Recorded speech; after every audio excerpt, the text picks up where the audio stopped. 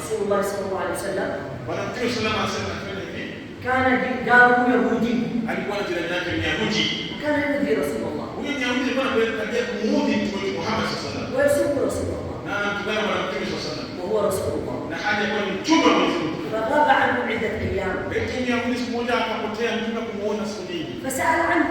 Mtume akauliza kuhusu jirani yake Myahudi. فقال له إنه مريض. Wakamfahamisha kama jirani yake Myahudi ni mgonjwa na umwa imo ndani. فذهب إلى زيارته. Mtume akafunga safari kwenda nyumbani kwake kwenda kumsabai na kumuona. إنه رسول الله. Kwa kweli yeye ni mtume wa Mwenyezi Mungu. هذه أخلاقه مع غير المسلم. Tabia hizi mtu asali kufanya hivi pamoja kwa kuwatetea wasio Waislamu. في الطائف Katika mji wa Taif Saudia, سلطوا عليه الصبيان ليرجموه. eti walimtumia watoto wadogo na watu wapumbavu kichwani waende wakamtupie mawe na kupiga mawe Mtume Muhammad. فسال دمه الشريف.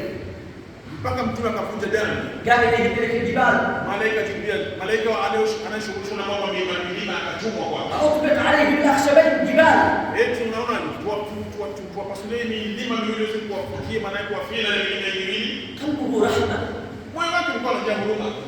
قال لا. Mtume akamwambia hapana, msiwaue kwa kuwatia يعني nia. أن يخرج من أصلابهم من يقول لا إله إلا الله. Nataraji Mwenyezi Mungu atatoa kwenye migongo yao na vizazi vyao watu wanaokuja kuabudu Mungu huyo mmoja. اللهم اغفر لقومي فإنهم لا يعلمون. Mungu akamtuma akasema tuwe Mwenyezi Mungu wasamehe hao jamaa zako kwa sababu wanayofanya hawajui ni wapumbavu. ما هي صلتك برسول الله؟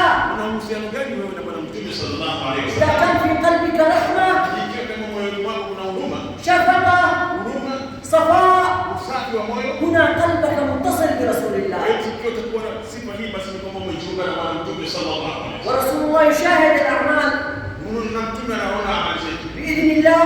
Kwa idhini ya Mwenyezi Mungu. قال رسول الله في صحيح مسلم: Alisema na Mtume katika hadithi iliyopokewa katika Sahih Muslim. أعمالكم تعرض عليه.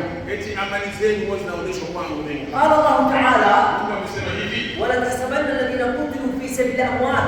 Eti wewe Muhammad usidhani kama waliouawa kwa ajili ya kupigania Mwenyezi Mungu kwa jihadi maiti wamekufa, بل أحياء. bali hao wako hai.